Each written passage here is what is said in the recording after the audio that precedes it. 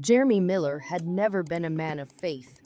While other kids in his neighborhood spent their Sundays in church, synagogue, or temple, Jeremy's Sunday mornings were spent glued to the television. He wasn't interested in religious teachings. Instead, he grew up on a steady diet of documentaries, science shows, and later, the endless stream of information from the birth of the internet. He devoured the contents of textbooks, articles, and any piece of scientific literature he could find. He didn't need faith when he had facts. Jeremy created his own story of the universe's beginnings, not based on divine intervention or sacred texts, but on the principles of evolution, probability, and string theory. The universe, to him, was vast, complex, and awe-inspiring. He saw the endless possibilities of dimensions beyond, realities far beyond human comprehension. And though he understood how small and insignificant he was in the grand scheme of things, Jeremy found comfort in the idea that, no matter how big or mysterious the universe seemed, everything could eventually be explained. He was always certain of that. Jeremy's path had been laid out before him from a young age. While others sought meaning in faith, Jeremy sought meaning in knowledge. He worked hard in school, aced every test, and set his sights on a career in biological engineering. By the time he reached college, he was well on his way to achieving that goal. His parents were overjoyed, constantly bragging to their friends about their brilliant son who would one day change the world. They called him a blessing, which always made Jeremy scoff. Blessings were divine gifts, handed out by gods or spirits. His success wasn't a gift from anyone but himself. It was a product of his hard work, his will, and his actions. Jeremy didn't believe in miracles. He didn't believe in anything he couldn't see, touch, or explain. That's why the house at 25 Plummer Hill Road was perfect for him. Nestled deep in the woods of New Hampshire, the old house was a quaint, forgotten gem. Jeremy had always been drawn to the peace and beauty of the forest, but it was more than that. The house had character. Its steep, sloped roof gave it a picturesque charm, and though the stonework had aged, it had a quiet majesty about it. The gardens, long overgrown and neglected, held the potential to become something beautiful again. In his mind, Jeremy could already see the house restored to its former glory, with vibrant flowers wrapping around it like a knitted scarf. It was a vision too perfect to resist. When he learned about the house's troubled history, it didn't bother him. The locals whispered about its dark past, warning him that such places tend to hold on to unpleasant energy. Homes with bad histories, they said, tend to keep some of that darkness. Some even mentioned ghosts. Jeremy, naturally, dismissed their superstitions. To him, that just meant a lower asking price. He bought the house without hesitation. For the first few months, Jeremy was content. He poured himself into his work, both at his job and at home. His career in biological engineering was progressing smoothly, and every evening he returned to his house, eager to continue restoring it. It became his passion project. He replaced the windows, fixed the creaky floors, and began clearing out the overgrown gardens, preparing them for spring.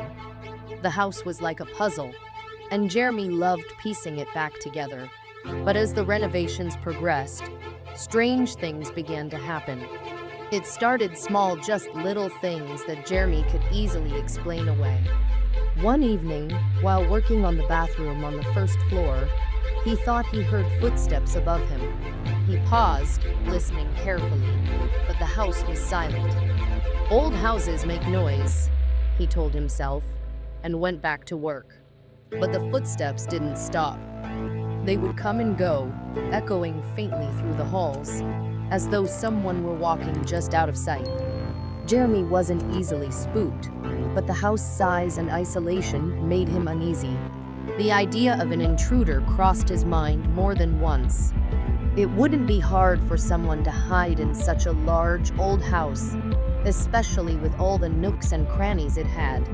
For days, he was on edge, checking every corner of the house for signs of someone lurking. But after finding nothing, Jeremy dismissed the noises as his imagination. Then, things escalated. The footsteps became more frequent, louder, and clearer. And it wasn't just footsteps anymore. He started hearing faint whispers, as though someone was having a conversation just out of earshot. Every time he investigated, he found nothing. The house was always empty. Jeremy couldn't explain it, but he refused to entertain any thoughts of the supernatural. Ghosts didn't exist. They were just stories, childish tales people told to make sense of things they didn't understand. Then he saw her. She was a girl, no more than 8 years old, standing in the hallway. She wore a teal dress, frilly around the edges, and her dark hair framed her pale face. The first time Jeremy saw her, he thought it was a trick of the light. The second time, he blamed it on his tired mind. But the third time, he couldn't deny it.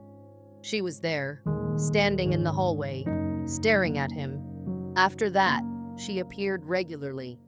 Jeremy would catch glimpses of her out of the corner of his eye, peeking around corners or standing in the doorway. She never said a word, but her presence unnerved him. The rational part of his brain fought against the fear creeping up his spine. There was no such thing as ghosts, he reminded himself. There had to be a logical explanation. Yet, despite his certainty, every time he saw the girl, a chill ran down his spine. The house had a history, of course. Jeremy had been told about the tragic events that had unfolded there, about the young girl who had lived there with her family decades ago. She had died under mysterious circumstances, and some claimed her spirit still haunted the halls. Jeremy didn't believe in ghosts, but with each passing day, his confidence wavered. One night, after another encounter with the footsteps, Jeremy decided he'd had enough. His nerves were frayed, his sleep disrupted by the constant sounds of movement in the house. That night, as the footsteps echoed once again, Jeremy's fear gave way to frustration. He stormed out of his bedroom, determined to confront whatever or whoever was causing the disturbance. There she was, at the end of the hallway, standing in the shadows. Her pale face was barely visible in the dim light, but her dark eyes watched him closely. Jeremy clenched his fists, fighting the urge to run. "Go away!" he yelled, his voice echoing through the empty house. The girl didn't move. "Mister," she said softly, taking a step forward. "I can't find my mommy. Can you help me?" Jeremy's heart raced as she spoke. Her voice was soft, innocent, but there was something off about it, something that made his skin crawl. He stood frozen, unable to respond. "Please," she whispered, taking another step closer. "Help me." The air around Jeremy grew cold. His body trembled, but he refused to back down. She was just a figment of his imagination, a trick of the mind. But as she came closer, her small hand reaching out toward him, Jeremy felt the overwhelming urge to run. He couldn't let her get closer. He couldn't let her touch him, but he didn't move. Her hand reached for his, her cold fingers inches from his skin. Jeremy swallowed hard, his hand trembling as he raised it toward her. He had to know. He had to prove to himself that she wasn't real. Their fingers almost touched. But then, just as quickly as she had appeared, she was gone. All Jeremy felt was a bite cold, sharp, like a January breeze. Her fingers slipped through his palm, barely touching him, but then they reappeared on the other side. He stared, unable to process the movement. His breath caught in his throat as a tremor ran through his arm, his hand shaking uncontrollably. It had been so long since anything truly surprised him. she whispered then, her voice soft, delicate, and yet it carried the weight of something darker. Her face shifted, going from gentle and childlike to something sullen, almost dead. "I think he's still here." Jeremy didn't respond, couldn't respond. His eyes followed hers, and a warmth began to spread beneath his bare feet. At first, it was comforting, almost inviting. But then he realized it wasn't just warmth, it was wet. Slowly, he looked down, his body resisting the reality of what he already knew. Blood. Dark, viscous blood was flowing across the hardwood floor, creeping like a river, swirling around his toes. His heart raced as his gaze traced the crimson trail, following it back to its source, the girl. His eyes moved up her legs, the fabric of her dress soaked and darkened with blood. That's when he saw it, 2 clean tears in the fabric, blood still dripping from fresh wounds.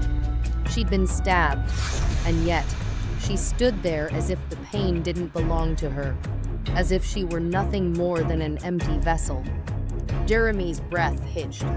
Before he could react, a movement in the shadows caught his attention. Out of the darkness, something emerged, a figure, tall and menacing.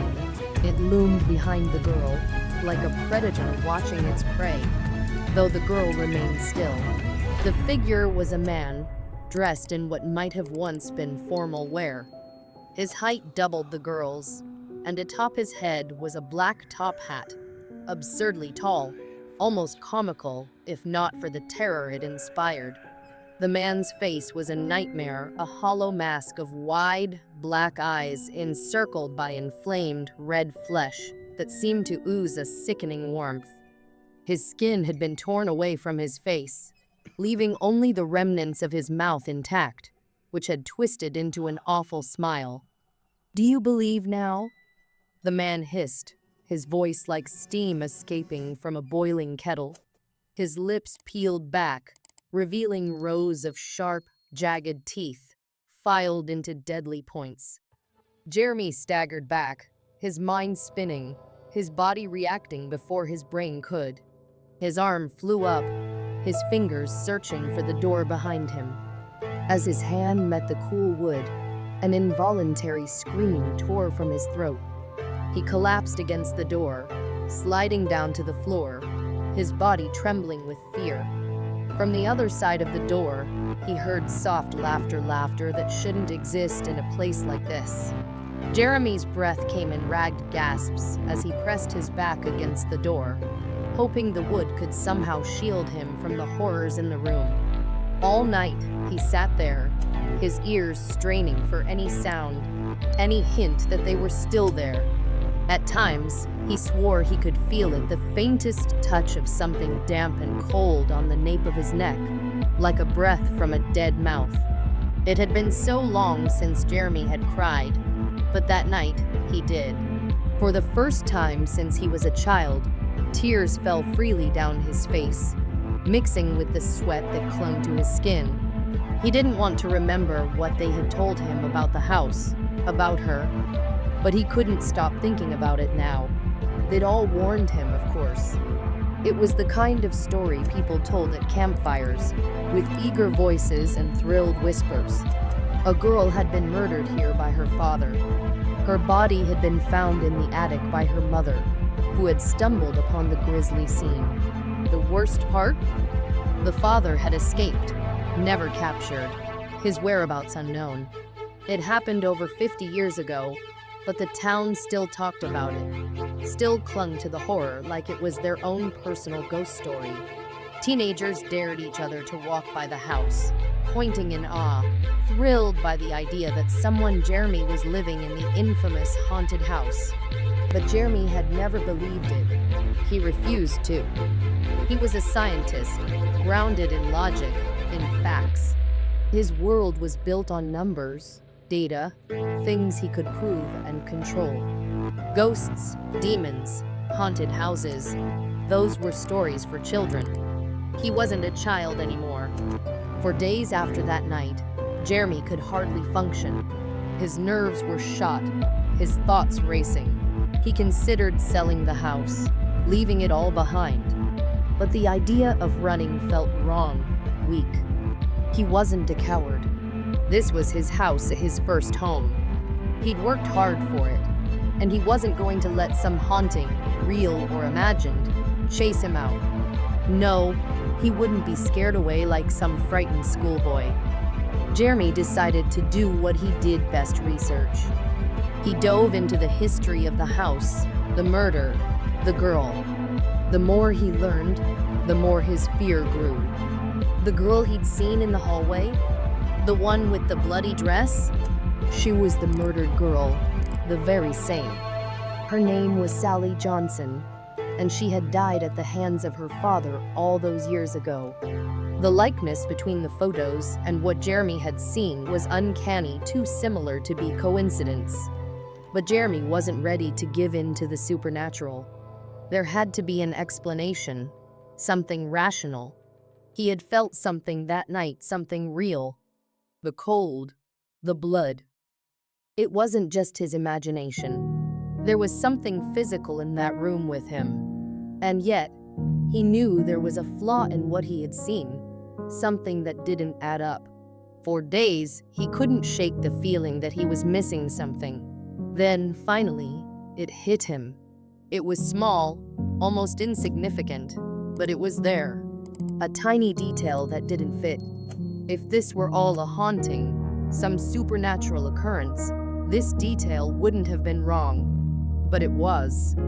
And that's how Jeremy knew they weren't ghosts. That night, they came again, for what he hoped would be the last time.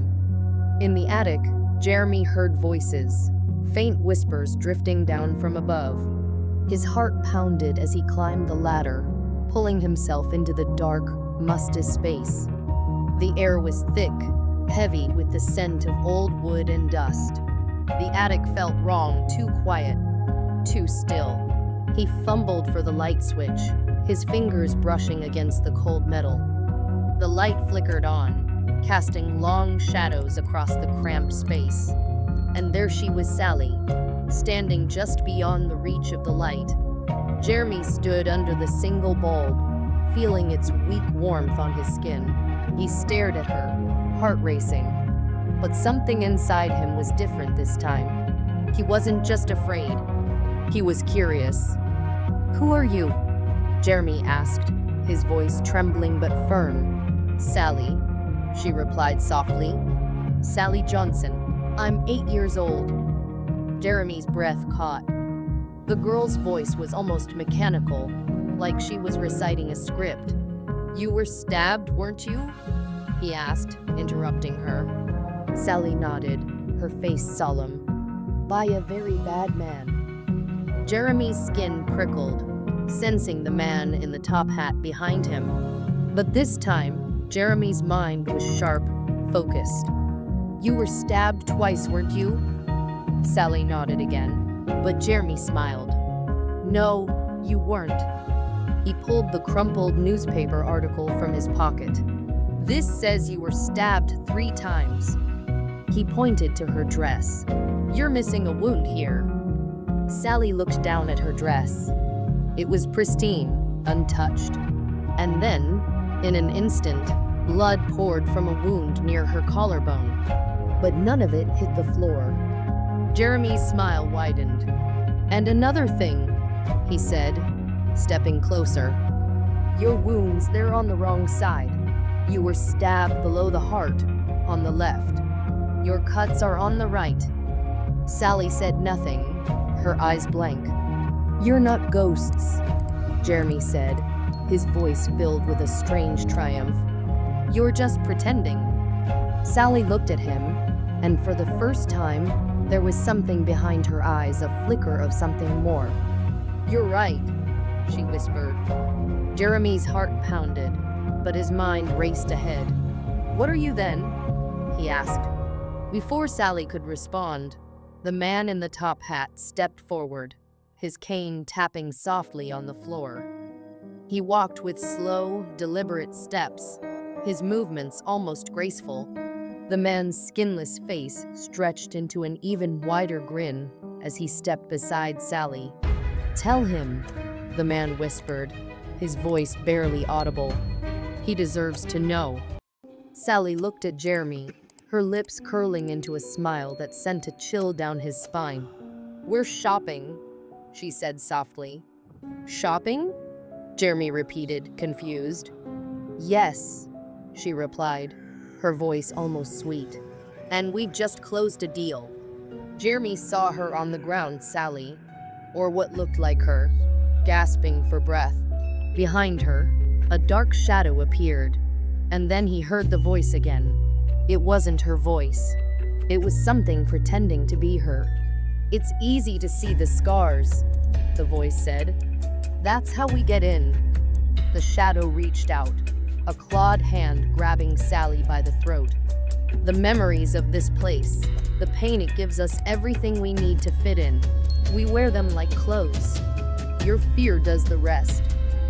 Jeremy couldn't look as the shadow pulled at Sally's body, peeling her skin away like a tablecloth from a table. He turned away, his stomach twisting. When he glanced back, the thing had already filled her empty shell. "Memories aren't perfect," the shadow said, now wearing Sally's form. "They blur, they fade. But who cares? You fools are always so quick to explain away what you don't understand." The lights flickered, and the shadow, now pretending to be Sally, stepped forward. Jeremy backed away, his heart pounding. "It worked here, and it works everywhere," the voice mocked. "You were clueless." "No," Jeremy whispered, shaking his head. "Not me." The house trembled, and the roof shook as if struck by a violent storm. The noise grew louder, more intense, and Jeremy lost his balance, tumbling down the ladder that led to the attic. "What is happening?" he gasped, looking up. Sally, or whatever she was now, smiled down at him. "It's the scar," she said, her voice cold. The noise reached a deafening pitch, and Jeremy asked one final question. Who are you?" Silence filled the room.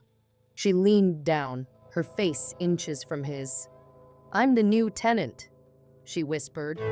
Suddenly, a blinding light burst from the back of the attic.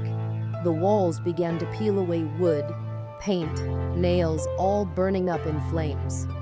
But instead of turning to ash, the burning revealed something else, something beyond. Jeremy stared in disbelief. Through the flames, another world opened before him, a land of nightmares. Scarlet grass stretched out over hills and plains, and massive rings of fire circled the sky, tended by giant, clawed hands that shaped them like clay. It was impossible. In the distance, rings taller than skyscrapers roared, swallowing whole cities into a world of fire and blood. The air was filled with screams, carried on the wind like eerie bird calls. Beside each flaming ring stood a man in a top hat, smiling as entire worlds were pulled into the ground, swallowed by living tendrils and spines. Jeremy felt a deep dread wash over him. These men weren't just watching, they were enjoying it. Business was good for them. And then he knew who the girl really was. As the house crumbled around him, engulfed in flames, the thing that had worn Sally's face smiled. It shed its disguise, the skin sagging off its face. From its mouth, spider-like legs emerged, pulling free its skull, revealing a monstrous exoskeleton. Jeremy chuckled bitterly. It wasn't a ghost. It never was. None of them were. They were travelers, wandering between worlds, disguised as lost spirits. But Sally was different. She wasn't here to haunt. She wasn't here to take his soul or his home. She was here to take his reality. As the house collapsed into the fiery world below, Jeremy finally understood there was no such thing as ghosts.